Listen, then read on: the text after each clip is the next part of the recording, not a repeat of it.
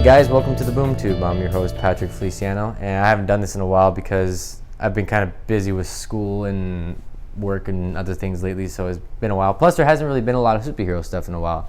I feel like before I talk about this though, I should probably talk about Daredevil and Jessica Jones as well. Those are actually kind of connected to Luke Cage, and at some point they're going to turn into the Defenders. So I'm just going to do a quick review. Season 1 of Daredevil, perfect, flawless, fucking one of the greatest shows I've ever fucking seen. And if you haven't seen it, what's wrong with you? You should fucking watch that show. It's fucking awesome. There's nothing wrong with that show. It's great, and I think it's a great introduction to a character.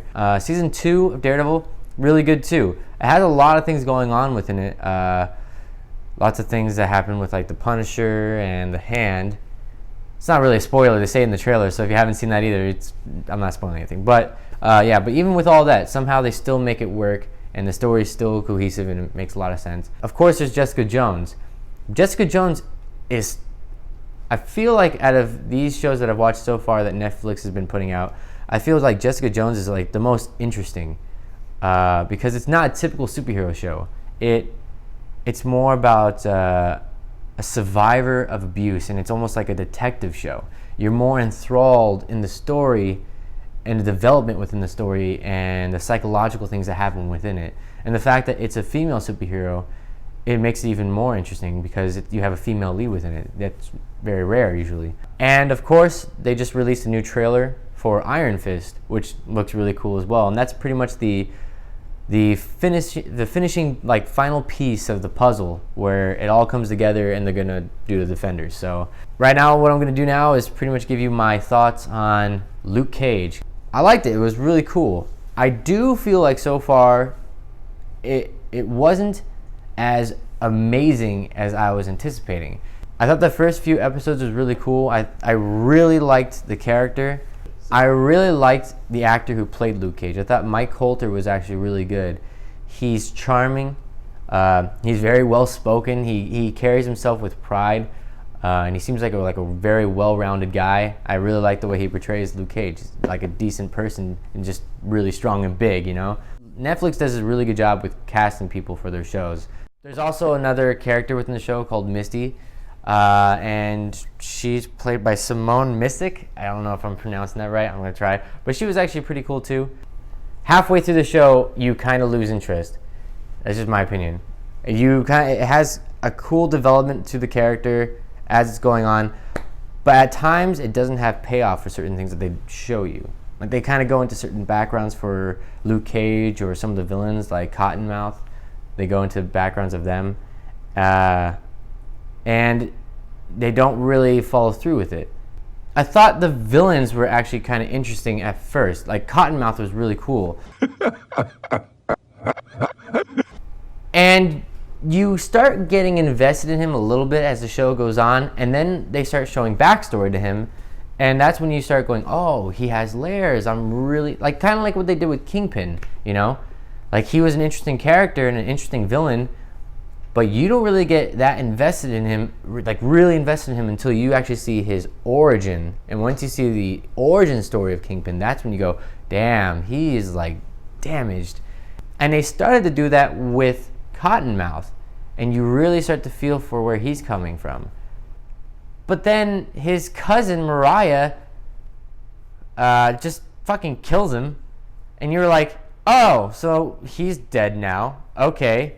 And then fucking Juice from fucking Sons of Anarchy like tries to fucking take over, which, I'm sorry, Juice, you were fucking really cool in Sons of Anarchy, and I really liked you in that shit, but like, dude, you're kind of like phoning it in this fucking show. I'm sorry, but like, you could have done better. Pops was cool, but then he died. Everybody dies in this fucking show. That's one thing I've noticed. So many people fucking die in this show, and then like, it doesn't really get better. One of Luke Cage's old friends, who happens to have been like his half-brother, who also seemed to have framed him and put Luke Cage in jail, but they don't really expand on what he framed him for and as to why he's angry, other than the fact that his daddy loved Luke Cage more than him. He's just an angry little pussy. Like, I'm just saying, like, he was a weird character. I like Cottonmouth more than him. But then when they brought in Diamondback into the fucking thing, I was like, can you dig it? Like, that's, I don't know, like, what they're going with this character, because he's not compelling. There's no real layers to him.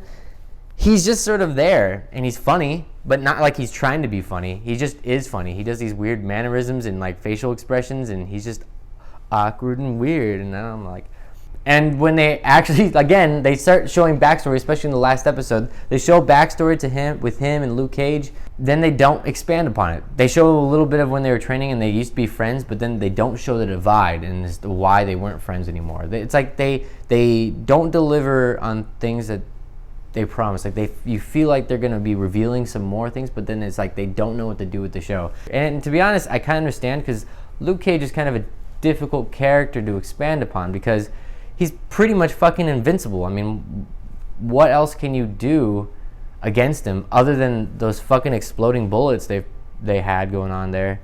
It hurt him for a little while, but then you can't keep doing that, otherwise it gets boring and repetitive. And the thing I liked the most about this story was how like real and gritty it felt, how almost the city seemed like a character within the show as well. They really presented Harlem in a way where you felt like you were in the city, like you felt like you understood how Harlem was.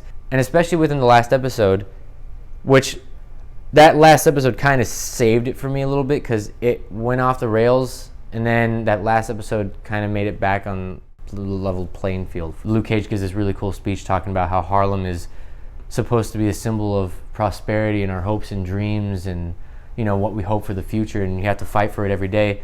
It was really inspiring, and you actually felt like you understood where he was coming from. You felt like he's a hero for the little people, pretty much, you know, for the everyday man, you know, the everyday guy, the everyday Joe. Yeah, I thought Cottonmouth was cool until he died.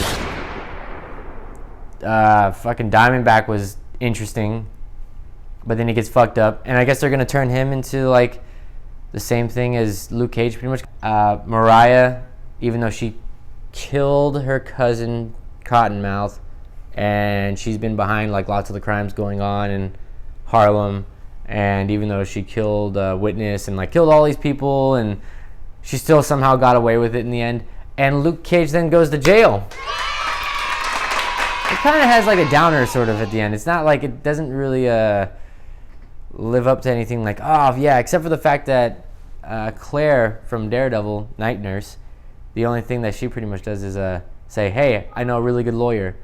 And then that was like the one thing where I was like, that's how they meet. Matt Murdock's gonna show up and be like, I'm gonna save you. Like, Luke Cage in Jessica Jones was great. I think he works well when he bounces off of other people. So I think when he gets together with Matt Murdock and Jessica Jones, Iron Fist, all of them, I think it will be much better with other character dynamics tossed in there. So we'll just have to wait and see. But yeah, if I had to rate Luke Cage, I'd rate it 7 Sweet Christmases out of 10. So yeah, it's pretty cool. It's decent. It's like a C. It's not spectacular, but it's fun to watch halfway through, and then you kind of fall asleep through the rest of it because it gets repetitive. But yeah, it's still, I think, worth watching. You should definitely check it out. It's on Netflix. You should watch Daredevil. That's a pretty badass show. I'm just saying. Just watch Daredevil. Watch Daredevil. And Jessica Jones. But yeah, that's pretty much all I have to say about that. So next is Iron Fist and the Defenders. So we'll see what happens with that. And I'll catch you guys later. Bye.